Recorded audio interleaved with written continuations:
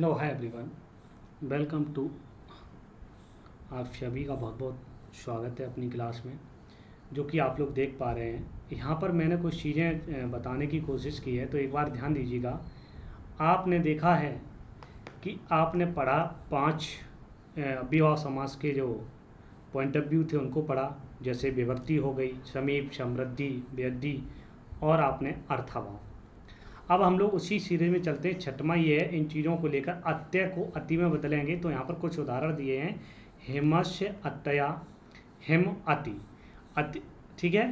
तो अत्यय को अति में बदला और हिम का हिम हो गया, तो इसे अलग किया तो अति इधर आएगा, हिम इधर आएगा, बन जाएगा अतिमम। इसी प्रकार से रोगस्य अत्यया, अतिरोगम, अतिशक्तिम, अतिशीतम, शीतस्य अत्यया, अतिशीतम, ठीक है। तो इस प्रकार से आपके जो हैं उदाहरण महत्वपूर्ण हैं। इन चीज़ों को नोट करते चलिएगा। ये छोटे 2-2, 3-3 उदाहरण देंगे तो आपके 16 प्रकार हैं अव्ययभाव समास के। तो आपके 16 दूनी 32, 16 तीन 48, लगभग आपके 3 उदाहरण पर डे में मिल रहे हैं। तो आपके 50 उदाहरण हो गए अव्ययभाव समास के। इन चीज़ों को आप ध्यान रखिएगा। ओके, आगे बात करते हैं। असंप्रति को हम किस में चेंज करेंगे? असंप्रति को अति में चेंज करें। अब देखिएगा, इन चीज़ों को आप याद रखिएगा। वहाँ अत्य था, यहाँ असंप्रति हो जाएगा, बट आपको अति अति रहेगा, ठीक है। तो जैसे मैं बताना चाहूँगा कि जैसे उदाहरण को अगर लेकर चर्चा करेंगे कि असंप्रति के उदाहरण की चर्चा करें, तो इनका थोड़ा कुछ अलग है। असंप्रति का भी कुछ थोड़ा सा चेंजिंग है, तो उनको ध्यान दीजिएगा। वहाँ अत्य केवल आता था, यहाँ असंप्रति के प्रति चमचे भी आएंगे। उन चीज़ों को असंप्रति का पूरा अर्थ यहाँ पर लिया जाएगा, तो उसको कन्वर्ट करेंगे। तो जैसे आपका उदाहरण लिया, निद्रा असंप्रति। अब संप्रति के पास जो है भाई, इनके रिश्तेदार हैं, रिलेशन वाले हैं, तो संप्रति के पास क्या है? ना युज्यते, ठीक है। ये इनके साथ रहेंगे, मतलब इन पूरे को क्या करना है? आपको अति में बदलना है, ठीक। सिंपल है, लेकिन सुनने में कठिन है, वैसे सिंपल। ओके, निद्रा है, क्या है? ये निद्रा है और संप्रति न योज्यते। इसे हम पूरे को किस में बदलेंगे? अति में बदलेंगे। और ये क्वेश्चन पूछा गया, यहाँ से उदाहरण पूछा गया। निद्रम का, निद्रा जो है इसका निद्र रहेगा, केवल मूल शब्द रहेगा। देखो हम बार बार क्यों कह रहे हैं मूल शब्द? मूल शब्द रहेगा जो है, तो यहाँ निद्र हो जाएगा। इधर करेंगे, इधर अति आएगा, सेम कंडीशन। इधर इससे करेंगे, निद्र आएगा। ओके, और जब नपुंसक लिंग बनेगा तो अति निद्रम, क्या हो जाएगा? अति निद्रम। ओके, ये आपका अव्ययभाव समास का निष्पन्न होकर उदाहरण बन गया, और ये अव्यय पद कहलाएगा, समासिक पद कहलाएगा, ठीक है। क्लियर? एक दो उदाहरण और देख लेते हैं। जैसे आपका स्वप्ना संप्रति न युज्यते। आप लोग कहते हैं इसका समास विग्रह बहुत लंबा हो रहा है। समास विग्रह, स्वप्ना संप्रति न युज्यते, इसका समास विग्रह है, तो इसका मूल शब्द क्या बनेगा? है ना? हाँ, तो हमने ये कहा कि इस पूरे को ये समझ ली, ये क्या है? अति है, ठीक। तो यहाँ इसको डायरेक्ट कर दे रहे हैं, अति यहाँ आएगा। स्वप्ना में स्वप्न शब्द है भाई, विसर्ग नहीं आएंगी, तो स्वप्नम क्या हो जाएगा? अति स्वप्नम। तो क्या हो जाएगा? अव्ययभाव समास का उदाहरण हो जाएगा। चलिए और देख लेते हैं। कंबलम, कंबलम संप्रति न युज्यते। बहुत अच्छे से कोशिश कर रहा हूँ आपको समझ में आ जाए एक एक चीज़, ठीक है। अब इस संप्रति को किस में बदलेंगे? तुरंत ही आपको याद आना चाहिए। इसको बदलेंगे अति, और कंबल का कंबल रहेगा, अति कंबलम, ठीक। यहाँ ओके, तो अति कंबलम, ये आपका अव्ययभाव समास का उदाहरण हो जाए। किसका? असंप्रति के योग में, राइट। क्लियर? नोट कर लिया सभी ने? चलिए आगे बढ़ते हैं पॉइंट नंबर 8 को। समास बड़ा है, इनको थोड़ा समझते चलिएगा। शब्द प्रादुर्भाव, प्रकाश, ये प्रकाश शब्द आएगा। प्रादुर्भाव का अर्थ होता है प्रकाश, ठीक है। शब्द प्रादुर्भाव का अर्थ होता है प्रकाश। प्रकाश को किस में बदलेंगे? इति में। एक तो हमने किस में बदला था? विभक्ति में जो इति था, हरि को इति, ठीक है, हरऊ इति, आदि में बदला था। लेकिन यहाँ इति में बदलेगा कौन? प्रकाश, ठीक। जैसे बस इतना याद रखो, डेफिनेशन याद मत करिएगा, डेफिनेशन याद करते करते आप इन उदाहरणों को भूल जाओगे, ठीक है। तो जैसे हरि शब्दस्य प्रकाशकः। अब देखो देखने में तो बड़ा लग रहा है, लेकिन आपको मैंने बताया इसमें मूल शब्द रहेगा, इसमें प्रकाश शब्द किस में बदलेगा, इति में। तो इति में परिवर्तित किया, यहाँ मूल शब्द हरि है कि नहीं हरि, इसको इधर कर दो तो इति इधर आ जाएगा और हरि इधर आ जाएगा, तो क्या बनेगा, इति हरि। क्या हो जाएगा, इति हरि, ठीक है। यहाँ माँ क्यों नहीं हुआ, इसमें माँ नहीं होगा, ये कंडीशन आपकी अप्लाई कई बार होती है, नहीं होती है, तो इति हरि हरिम नहीं हो। ओके, चलिए अन्य उदाहरण की चर्चा यहाँ पर कर लेते हैं। जैसे आपका विष्णु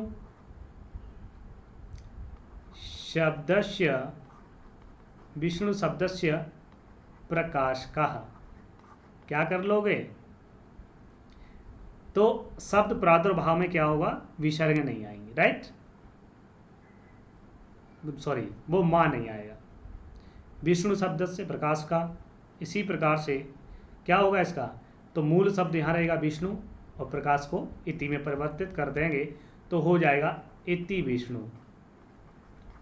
क्या हो जाएगा, इति विष्णु। यहाँ विसर्गम नास्ति माँ नास्ति, ठीक है। अगला उदाहरण है, उन चीज़ों को हमने कहा था 2-2 3-3 उदाहरण लेके हम लोग चर्चा कर लेंगे कि ज्ञान शब्दस्य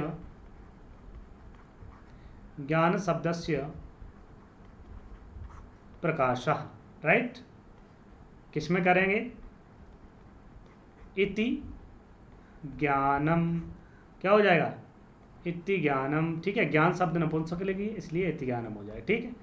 इस प्रकार से आपके जो हैं इति हरि, इति विष्णु, इति ज्ञानम, ये आपके शब्द प्रादुर्भाव के अंतर्गत आते हैं, इन चीज़ों को याद रखिएगा। ओके, चलिए अगले क्वेश्चन की चर्चा करते हैं, अगले पॉइंट की चर्चा करते हैं।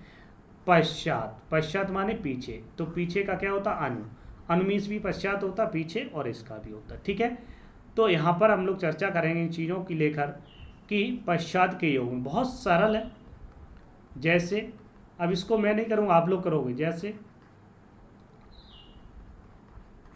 विष्णु पश्चात, ठीक है। अब डायरेक्ट करेंगे, यहाँ आपको सामने लिखना होगा विष्णु पश्चात, मूल शब्द रहेगा विष्णु और पश्चात को किस में बदलोगे, अनु में।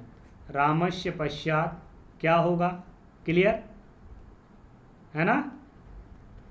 रथस्य पश्चात, वीडियो को अच्छा लगे शेयर जरूर करिएगा और चैनल को ज्वाइन कर लीजिएगा, आपके दोस्त वगैरह हैं उनको भी बोलिएगा।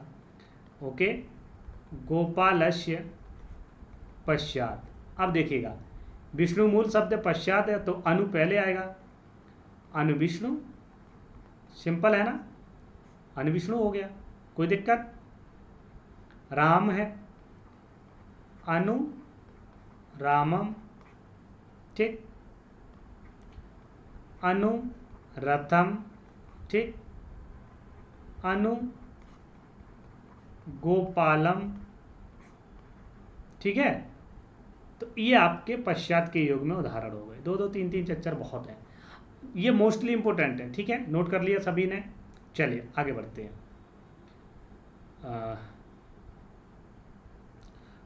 ये योग्यता को अनु में, अच्छा अब यहाँ पर एक नया पैटर्न आया 9 के बाद, यथा शब्द हमने पढ़ा था। यथा को, यथा के 4 भेद होते हैं, कौन कौन से, तो पहला यहाँ पर है योग्यता। योग्यता को हम किस में चर्चित करेंगे, योग्यता को हम अनु में बदलेंगे, ठीक।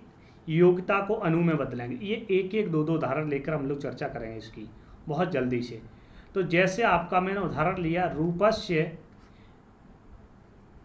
योग्यम, योग्यता के योग में, ठीक है। अब इसका अर्थ क्या होता है योग्यता का, कि जिसके योग्य जो हो उसकी तुलना करना, ठीक है। तो रूपस्य योग्यम, जो रूप के योग्य होगा उसकी हम तुलना कर देंगे, ठीक है। तो हम योग्यम को किस में बदलेंगे, योग्यता को या योग्यम को अनु में, और रूप यहाँ रूप शब्द रहेगा ही, तो अनु को इधर आएंगे, यहाँ रूप है तो यहाँ हो जाएगा अनुरूपम, ठीक। अनुरूपम में कौन सा समास है, यथा के योग में, योग्यता के योग में जिसके अनुरूप है उसकी यहाँ पर चर्चा की गई है। इसी प्रकार से अगर दूसरा उदाहरण लें तो गुणस्य योग्यम, अगर आप मेरे योग्य हो या आप दूसरे के योग्य, जिनके गुणों से मिलते हो, छोटे बड़े, कहता है ये बच्चा छोटा लेकिन इसके गुण बहुत बड़े, तो उसकी तुलना की है, उसके योग्य बना दिया जा रहा है। तो यहाँ योग्य को किस में बदलेंगे, अनु में, और यहाँ गुण शब्द रहेगा तो अनु गुणम। ठीक है, तो ये क्या हो गया, योग्य के योग्य हो गया, योग्यता के अकॉर्डिंग हो गया। राइट, समझ गए। चलिए, एक भेद हो गया। दूसरा क्या, खा यानी कि दूसरा बीपशा। बीपशा माने होता बार बार, कोई चीज़ बार बार कही जाए, जैसे दिनम दिनम प्रति, प्रत्येक दिन। ठीक है, तो इस बीपशा को किस में बदलेंगे, प्रति के, प्रति में बदलेंगे तो बार बार अर्थ में। जैसे इसके 2-3 उदाहरण दे देंगे, ये फेमस है क्योंकि यहाँ से क्वेश्चन बनता है। जैसे मैं यहाँ पर लिखूंगा उसको समझना, बार बार अर्थ को द्योतित करने के योग में विवसा आता है। जैसे अक्षम, अक्षम प्रति, अक्षम अक्षम प्रति। ठीक है, क्या बनेगा, जैसे आपका एकम, एकम प्रति। ठीक है, एकम एकम प्रति। दो इसके 4-5 उदाहरण लिखेंगे जो कि पूछे जाते हैं। ग्रहम, थोड़ा अनुस्वार लगा देते हैं, जल्दी हो जाएगा। ग्रहम ग्रहम प्रति। ओके, अर्थम, अर्थम प्रति, क्या होगा, जन्म, जन्म प्रति। छात्रम, छात्रम प्रति। दिशम, दिशम प्रति। मतलब इतने उदाहरण को हम लोग चर्चा, क्योंकि ये मोस्टली इंपोर्टेंट है, यहाँ से क्वेश्चन पूछा। अब देखो, अच्छा अच्छा अच्छा माने होती है आंख, तो अक्षम अक्षम प्रत्यक्षम, जो व्यक्ति प्रत्यक्ष देख सकता है उससे हम क्या कहेंगे, अक्षम अक्षम प्रति। बीपशा है, बीपशा कैसे कहेंगे, जो ये अक्षम और अक्षम दो बार जो अर्थ आ रहा, अक्षम अक्षम बार बार अर्थ आ रहा, प्रत्यक्षम जो है ना, एकम एकम प्रत्येकम। ठीक है, ग्रहम ग्रहम प्रतिग्रहम, प्रतिग्रहम, यहाँ संधि भी होती है, ध्यान रखना। तो प्रत्येकम, प्रति प्लस एकम, एकम प्रत्येकम हो जाएगा, संधि हो गई, यड़ संधि हो गई। अर्थम, अर्थम प्रत्यर्थम, यहाँ भी संधि हो गई, कौन सी, यड़ संधि हो गई। ठीक है, नहीं तो ये कहो ये चेंज है, ये प्रति है, यहाँ प्रति कैसे हो, तो प्रति उपसर्ग तो सभी में आ रहा ना। जन्म जन्म प्रति जन्म, ओके प्रति जन्म। छात्रम, छात्रम प्रति छात्रम, तो प्रति छात्रम। दिशम, दिशम प्रति दिशम। ठीक है, ये आपको क्लियर हुआ कि नहीं हुआ, सारी चीज़ें, प्रत्येक दिशा वगैरह ये सब, ये आप नोट कर लीजिएगा, चाहे स्क्रीनशॉट ले लीजिएगा, बहुत ही महत्वपूर्ण। आगे बढ़ते हैं अगले पॉइंट की तरफ। तीसरा है, ये योग्यता वाले चल रहे हैं, पदार्थ अनंत वृत्ति। अनंत वृत्ति को किसमें, अनंत क्रम में रहेगा। अनंत क्रम और अनंत वृत्ति एक ही अर्थ को देते हैं, तो अनंत क्रम को यथा में बदलेंगे। अब जो उदाहरण आप लोग बहुत बार पढ़ते हो वो यहाँ पर आएगा कि यथा को हम कैसे पढ़ें, जैसे। ठीक है, जैसे ये आपको जिस उदाहरण से मैंने समझाया था, सत्यम अनंत क्रम में, ये वही है। ये चीज़ बहुत अनंत क्रम में, जो बहुत अच्छे से गहन अध्ययन से मैंने ली है, इन चीज़ों को ध्यान दीजिएगा। तो इसका क्या बनेगा पता है, मैं नहीं बनाऊंगा इसको, आगे का जो भी होगा उसके बनाएंगे। बलम अनंत क्रम में क्या बनेगा, समयम अनंत क्रम में क्या बनेगा। ठीक है, लिख लेना, ये सभी उदाहरण इंपोर्टेंट ही उदाहरण मैं दे रहा हूँ। बुद्धिम अनंत क्रम में क्या बनेगा, ज्ञानम अनंत क्रम में क्या बनेगा। शक्ति को जानते हो, यथाशक्ति, यथा शक्ति। ठीक है, क्या बनेगा, यथाशक्ति। बलम का क्या रहेगा, यथा बलम, यथा बलम। ठीक है, समय का क्या रहेगा, यथा को जोड़ दीजिए, यथा समयम, यथा बुद्धिम। ठीक है, यथा ज्ञानम। ओके, तो ये आप नोट कर लीजिए, यथा के योग में आपने जो पढ़े हैं इन चीज़ों को, ये बहुत से उदाहरण। अब आपका योग जो यथा था चौथा पार्ट है, चौथे पार्ट को हम लोग बात करेंगे लेकर। ठीक है, आज सारी चीज़ें यहाँ पर बात करेंगे, वीडियो थोड़ा या क्लास थोड़ी लंबी रहेगी। ओके, चलिए, इसीलिए मैं थोड़ा फास्ट कर रहा हूँ। घा आ गया, चौथा प्रकार आ गया सादृश्य, ये 10वां अभी चल रहा है। सादृश्य को सा में परिवर्तित करेंगे। ठीक, अब यहाँ से लेकर ज़्यादा से ज़्यादा सा में मिलेंगे। सादृश्य को सा में करना है, और भी आपके आएंगे वो भी सा में होंगे, तो उन चीज़ों को ध्यान रखना। जैसे सा को, तो सादृश्य में जैसे मैंने उदाहरण लिया, हरे सादृश्यम। ठीक, ये लिया, तो इसका क्या होगा, सादृश्य को सा में बदल दिया और हरे को हरी में बदल दिया, तो सा हरी। तभी कहते हैं सारी में कौन सा समास है, अव्ययभाव समास। ठीक, समझ गए। रूपस्य सादृश्यम। अब कहोगे हरी में हरस्य क्यों नहीं होगा, कि षष्ठी विभक्ति में हरे ही बनता है इसलिए। ठीक है, तो यहाँ क्या होगा, सादृश्य को किस में बदलोगे, सा में, और रूप है ही तो स्वरूपम, स्वरूपम। ओके, ये आपके सादृश्य के योग में 2-3 उदाहरण थे। इतनी बात आपको समझ में आ गई कि नहीं आ गई, क्लियर है कि नहीं है, जल्दी से बताइए।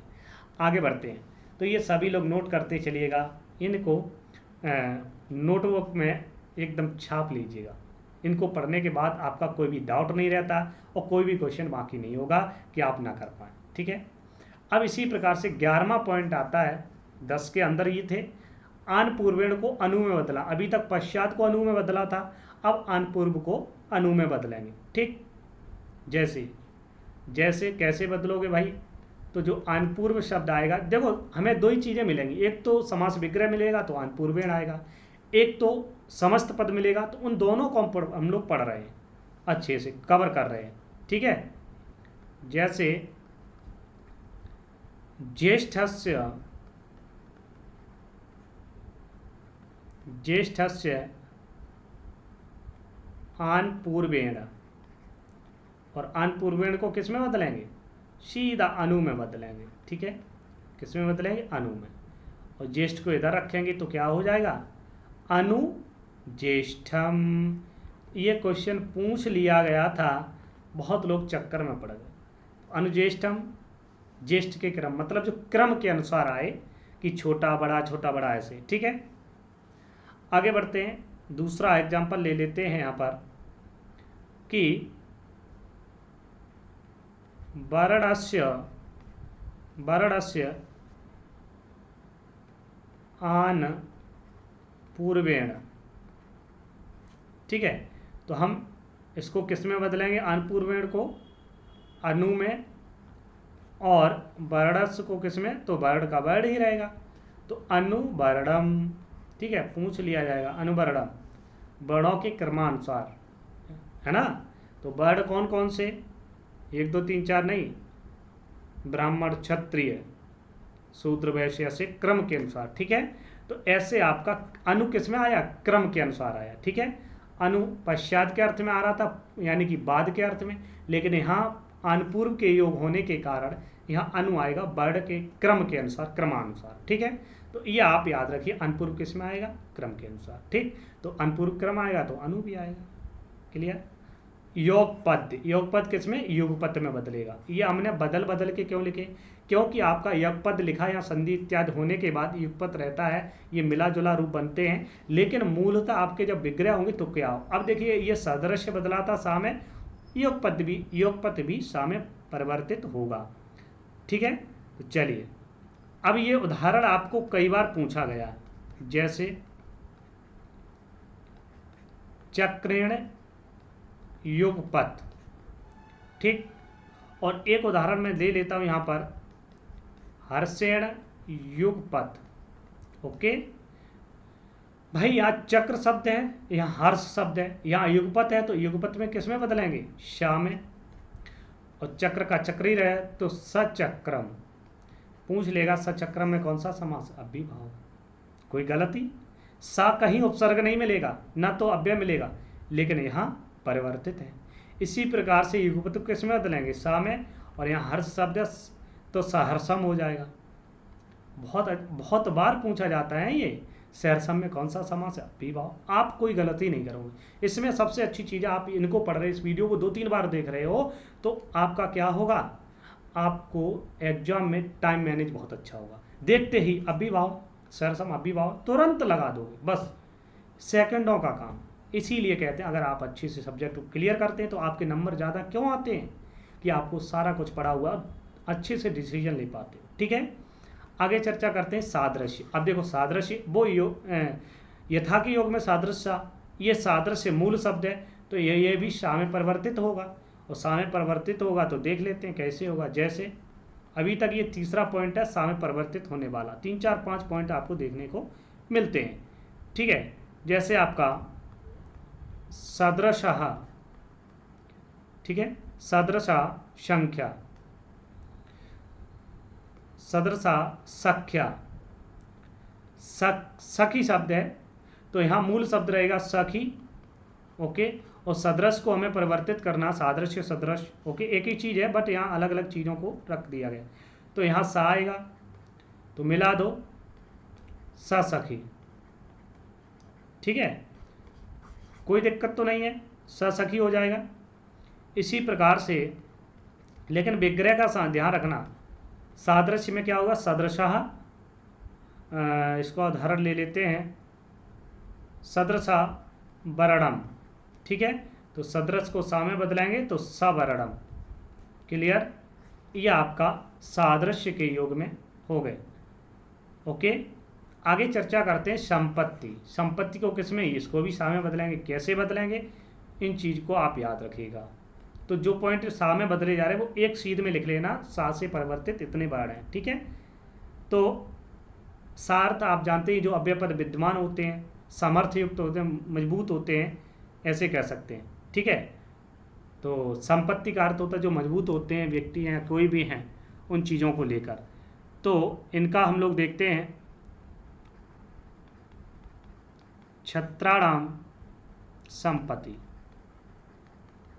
ठीक है, क्षत्रियों की जो संपत्ति होती है उसकी पर चर्चा की गई, जो राजाओं की संपत्ति होती है। तो छत्राणाम क्या है, तो यहाँ छत्र शब्द है, यहाँ संपत्ति को सा में बदलेंगे, इधर करेंगे श, छत्रम। ठीक है, क्या हो जाएगा, सछत्रम। तो सछत्रम में कौन सा समास है, अव्ययीभाव समास है। ठीक है, ये आपके एक एक दो दो उदाहरण देखने को मिल रहे हैं, इकट्ठा कर लेना सभी को। ओके, ठीक है, चलिए आगे चर्चा करते हैं। Second last, Shakalya. साकल्य यानी कि इसका साकल्य का क्या परिवर्तित होगा, तो साकल्य का जो परिवर्तित होगा वो होगा अपि अपरित्यज्य। ठीक है, अपि अपरित्यज्य, इनको ध्यान देना, अपि अपरित्यज्य, इसको पूरा का पूरा परिवर्तित होता होगा सा में। इसको ढूंढ ढूंढ के हमने इन चीज़ों को लेकर आए हैं, कहीं ना कहीं आपको देखने को ना मिले तो यहाँ पर जरूर देखिएगा। जो भी बन सकता था, 1 उदाहरण, 2 उदाहरण, 3 उदाहरण, 4 उदाहरण मोस्टली इंपोर्टेंट, उनको हमने ले लिया, ज़्यादा हमने नहीं लिया। ओके, तो साकल्य का अपि अपरित्यज्य, तो इनको देख लीजिएगा, समर्थ, सॉरी, ये मतलब ये होता है कि जो समर्थ हो, साकल्य का अर्थ क्या होता है कि जो संपूर्णता हो, जो उसमें समर्थ हो करने में, संपूर्ण समर्थ हो करने में, उसे हम अव्ययीभाव समास के अंतर्गत रखेंगे। तो यहाँ 1-2 उदाहरण को लेकर हम लोग बात करेंगे। जैसे आपका त्रणम अपि अपरित्यज्य। ठीक है, इस पूरे को हम किस में परिवर्तित करेंगे, शा में। सा यहाँ रहेगा तृण, इसको इधर करेंगे सा, इसको इधर करेंगे सतृणम। ठीक है, तो ये आपका सतृणम बन जाएगा कि तिनकों को भी छोड़े बिना सब खाता है। मतलब तिनकों को भी नहीं छोड़ रहा, संपूर्ण कार्य कर रहा है। कहा कि उसमें है कुछ, उसको भी खाया जा रहा है। भाई उनको तो छोड़ दो कि तिनकों को भी छीना बिना सब कुछ खा रहा है, तो मतलब संपूर्णता की बात हो रही है, तो संपूर्णता अर्थ में ये प्रयोग हो रहा है। ठीक है, आगे चर्चा करते हैं। अंत वचनेषु, अंत वचन अंत में आया था, तो परिणतम सा, यानी परिणतम को किस में बदलेंगे, सा में बदलेंगे, और पर्यंतम नहीं, यहाँ पर हो जाएगा पर्यंतम, पर्यंतम, ये थोड़ा मिस्टेक है टाइपिंग की। ठीक है, तो पर्यंतम को हम किस में चर्चा करेंगे, तो पर्यंतम को हम करेंगे सा में। जैसे, इनको याद रखिएगा, जैसे अग्नि, अग्नि ग्रंथ पर्यंतम, कि जो अग्नि ग्रंथ है उसके पर्यंत तक, अंत तक, मतलब स्टार्टिंग यहाँ से हुई तो आप यहाँ से, यानी कि जो कथा है 11 बजे से स्टार्ट हुई और 2 बजे तक चलती है, तो यहाँ से लेकर आपको अंत तक यहाँ बैठना है, कथा को सुनना है। राइट, ये कह रहा है कि अग्नि ग्रंथ जो है स्टार्टिंग से पर्यंत तक, अंत तक आपको देखना है। ठीक है, इन चीज़ों को याद रखना है। तो वही अग्नि शब्द अग्नि है, अग्नि शब्द में कोई दिक्कत नहीं है, और इस ग्रंथ पर्यंतम को हम चेंज करेंगे, यानी पर्यंतम किसमें करेंगे, सा में, तो इसको सा यहाँ कर दीजिएगा। और अग्नि का आ है, तो यहाँ सा में आ है, देखो हम लिख देते हैं, नहीं तो आप लोग कन्फ्यूजन हो जाए। सा में आ है, अग्नि का आ है, इन दोनों आ को मिलाकर बड़ा आ हो जाएगा, तो बन जाएगा क्या, दीर्घ संधि। तो सा हलंत है, यहाँ गिनी है, आ मिलेगा साते, तो बन जाएगा साग्नि। ठीक है, पूछ लेगा साग्नि में कौन सा समास है, अव्ययभाव समास। दूसरे उदाहरण की चर्चा करें इसी प्रकार से, जैसे आपका बालकांड पर्यंतम, बालकांड पर्यंतम, तो इसको क्या हो जाएगा, स बालकांडम, बालकांड सहित। जब तक बालकांड चलेगा तब तक हम लोग यहाँ बैठे रहेंगे, उठेंगे नहीं। ठीक है, तो रामायण को कौन कौन सुनता है, कौन कौन बाँचता है, ठीक है, याद रखना, बीच में नहीं उठा जाता है, अंत तक जाना है। ठीक है, कोई भी ग्रंथ पढ़ रहे हो तो जितना आपने ठान लिया उसको पढ़ना ही पढ़ना है, तो उतना पढ़ के भी उठिएगा, ये नियम भी होता पढ़ने का। ठीक है, तो ये आपके 16 प्रकार हो गए। अब कुछ इनके महत्वपूर्ण फैक्ट भी देखिएगा। ठीक है, जो अपवाद हैं उनको चर्चा करेंगे। ठीक, चलो, ये अपवाद की चर्चा हम लोग करेंगे। एक नदीवेश्य सूत्र है, ये कहता है, इनको विशेषकर याद रखिए, क्वेश्चन यहाँ से बहुत ज़्यादा बनता है। नदीवाची शब्दों के साथ संख्यावाची शब्दों का समास होता है, कि जो नदी शब्द हैं उनका किसके साथ समास होता है, संख्यावाची शब्दों के साथ समास होता है। जब संख्यावाची शब्दों के साथ समास होगा तो वहाँ द्विगु समास होना चाहिए। ये नियम है कि प्रथम पद संख्यावाची हो उसे हम द्विगु समास कहेंगे, लेकिन ऐसा यहाँ नहीं हुआ। उसी के लिए सूत्र रखा है नदीवेश्य। ये कहता है नदीवाची जितने भी शब्द हैं, गंगावाची जितने भी शब्द हैं, उन संख्यावाची शब्दों के साथ अव्ययभाव समास होता है। जैसे उदाहरण, जैसे पंचा नाम, गंगा नाम, समाहारा, यहाँ द्विगु समास होना चाहिए, लेकिन यहाँ गंगा शब्द की नदी संज्ञा हो जाती है।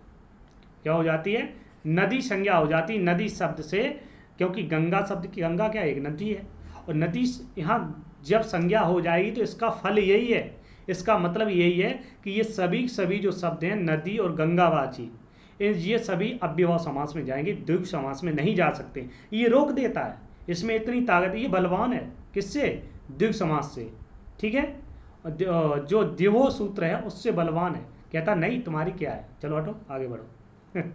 तो इसलिए यहाँ पर क्या होगा, तो इसका यहाँ मूल शब्द रहेगा पंच, यहाँ रहेगा गंग, तो पंचगंगम। ठीक है, क्या बनेगा, पंचगंगम। पूछ लिया है पंचगंगम में कौन सा समास है, अव्ययभाव समास, इसीलिए यहाँ पर आ गया 5 गंगाओं का समाहार, समूह इत्यादि। अगला उदाहरण मोस्टली इंपोर्टेंट है, द्वयोः यमुनयोः समाहारा। भाई यहाँ संख्यावाची प्रथम पद है, द्विगु होना चाहिए, लेकिन द्विगु नहीं हुआ, क्या हुआ, अव्ययभाव समास हो। क्यों, यहाँ यमुनावाची है तो द्वियमुनम क्या हो जाएगा, द्वियमुनम। ओके, तो ये अव्ययभाव समास के उदाहरण हो जाएंगे। इसी प्रकार से सरता नाम, सरता कौन, नदीवाची है ना, सरता नाम, नर्मदा नाम है ना, नर्मदा नाम, समाहारा। ठीक है, तो ये क्या हो जाएगा कि नदीवाची है, इस सूत्र से रोक देगा, द्विगु समास नहीं होगा, तो क्या हो जाएगा सरत नर्मदा नर्मदम, सरत नर्मदम। ठीक है, ये आपके अव्ययभाव समास के अपवाद थे 2-3। चाहे आपका कोई गंगावाची हो, चाहे और भी अन्य उदाहरण ऐसे मिले तो वो भी नदी संज्ञा को होंगे और आपके देखने को मिलेंगे। राइट, समझ गए, क्लियर हुआ कि नहीं हुआ, जल्दी से बताइए। चलिए आगे बढ़ते हैं अगले पॉइंट को लेकर। अव्ययभाव समास में बहुत चीज़ें देखने को अलग अलग तरीके से आपको मिल रही होंगी, क्योंकि मैंने कुछ भी नहीं छोड़ा। अव्ययभावे शरद प्रवृत्तव्या, ये कहता है कि अव्ययभाव समास में शरद आदि शब्दों से समासांत टच प्रत्यय होता है तो अव्ययभाव समास होता है। लेकिन आप इसको याद मत रखिएगा, आप क्या करोगे, आप उदाहरण याद रखिएगा, इसमें टच प्रत्यय हुआ और यहाँ पर क्या हो गया, अव्ययभाव समास हो गया। जैसे किन किन शब्दों में टच प्रत्यय होगा तो उनको मैं इकट्ठा लिख लेता हूँ, आ शेष रहता टच में। ठीक है, तो जैसे आपका सरदा शब्द है, इसमें टच प्रत्यय होता है तो सरदा समीपम। ओके, और आपका विपास शब्द है तो विपासम, विपासम इति। क्यों ये अलग रखे, अब विपासम विपासम इसमें वीपसा अर्थ में होना चाहिए था बार बार, है ना। शरद समीपम ये उपगंगम वगैरह आप पढ़े हो वो होना चाहिए, लेकिन नहीं हुआ। क्यों, क्योंकि इन शब्दों में टच प्रत्यय होता है। ये केवल इसके लिए, टच प्रत्यय के लिए यहाँ पर इस सूत्र को बांध दिया गया है। अव्ययभावे शरद प्रवृत्तव्या टच, इन शब्दों के योग में टच प्रत्यय होता है तो मूल रूप वही है। समीप को किस में बदलेंगे, उप में बदलेंगे। ठीक है, तो यहाँ पर उप में बदल दिया और शरद शब्द है ही तो उपसरदम। केवल इतना याद रखना, ये टच प्रत्यय होता, कभी कभी पूछ लिया जाए। अब विपासम विपासम इति, तो बार बार अर्थ द्योतित करेगा किसके, प्रति में बदलता है तो प्रति आ जाएगा, इति किस में आएगा, प्रति में, और विपासम का क्या हो जाएगा, विपासम हो जाएगा। ठीक है, तो विपासम प्रति विपासम। ओके, तो ये आपके अव्ययभाव शरद प्रवृत्ति के थे। अगले पॉइंट की बात करते हैं, अनश्य सूत्र है। अनश्य सूत्र है, ये कहता है जिस अव्ययभाव समास के अंत में अन होता है, मतलब जो भी शब्द आएगा उसके अंत में अगर अन दिखेगा तो उसमें भी टच प्रत्यय होगा, ये अनश्य सूत्र कहता है। उसकी बात वहीं छोड़ दीजिएगा, पिछला पड़ा है उपसर्दम जैसे, है ना। हाँ, अब आपका भेजा फिराई हो रहा होगा, लेकिन थोड़ा झेल लीजिएगा, लेकिन ये महत्वपूर्ण है। ठीक है, ज़्यादा लगे नहीं। जैसे मैंने राजन शब्द है, ठीक है, राजन शब्द में अंत में अन है, अन है कि नहीं है, तो इसमें क्या होगा, टच प्रत्यय होगा। ठीक है, तो अगर समास करेंगे तो इसको समास करने की विधि जो है तो राज्ञा समीपम। ठीक है, और ये आता है तो समीप को किस में बदलेंगे, उप, मूल शब्द यहाँ राज रहेगा कि नहीं, राज, उपराजम। उपराजम पूछा जाता है कौन सा, अव्ययभाव समास, तो इतना याद रखना। ओके, तो ये आपका हो गया। एट लास्ट आपका बचा है एक और, नपुंसकादन्यतरस्याम, ये आपका लास्ट है और इसके साथ हम लोग अव्ययभाव समास को समाप्त करेंगे। ठीक है, हाँ, इसको भी थोड़ी चीज़ें हैं हमने अलग अलग करके ले ली हैं कि नपुंसकात अन्यतरस्याम, अन्यतरस्याम ये कहता है कि अन अंत वाला जो नपुंसक लिंग शब्द है, मतलब यहाँ वहाँ अन था, केवल अन, और यहाँ कंडीशन क्या रख दी, वो नपुंसक लिंग शब्द हो, अन हो और नपुंसक लिंग हो, उस अव्ययभाव समास के अंत में विकल्प से टच प्रत्यय होगा। विकल्प से मतलब एक बार टच होगा, एक बार जैसा कि तैसा रहेगा। ठीक है, चलिए देख लेते हैं। जैसे ज़्यादा कठिन नहीं है फिलहाल में, क्योंकि आप लोग कई बार लोग पहली बार पढ़ रहे हुए इन चीज़ों को लेकर। जैसे चर्मणा समीपम, अब इसमें टच प्रत्यय कर देंगे तो क्या होगा, टच प्रत्यय करेंगे तो क्या होगा, उप उपचर्मम, ठीक। और जब टच प्रत्यय नहीं करेंगे तो इसी का क्या बनेगा, उपचर्म। ये अंतर है। और इसका समास विग्रह क्या होगा, चर्मणा समीपम, ठीक है। समास विग्रह सेम होगा, लेकिन अंतर यही है, ये उपचर्मम रहेगा, टच प्रत्यय होगा, और जब नहीं होगा तो उपचर्मम। तो ये अव्ययभाव समास की कहानी थी।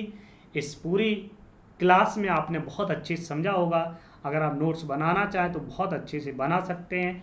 और यहाँ से एक भी क्वेश्चन मुझे लगता है बाहर नहीं जाएगा, क्योंकि मोस्टली हमने सारी चीज़ें यहाँ पर कवर कर ली, ठीक है। और नेक्स्ट क्लास में भी आपको सारी चीज़ें देखने को मिलेंगी, तो परेशान बिल्कुल मत होइएगा। सारी कंप्लीट वीडियोज आपको जल्द से प्रोवाइड हो जाएंगी। और वीडियो को कैसी लगी ज़रूर बताएं कमेंट करके, और दोस्तों को ग्रुप में, जितने भी आपके ग्रुप में, शेयर कर दीजिएगा, जिससे कि आपको सारी कंप्लीट वीडियोज मिलती रहें और आप अच्छे से पढ़ पाएँ, थ्योरी बना पाएँ। आपको एक बार पढ़नी है थ्योरी, 2-3 बार वीडियो को। और चैनल पर पहली बार आए तो ज्वाइन जरूर करिएगा, दोस्तों से भी बोल दीजिएगा।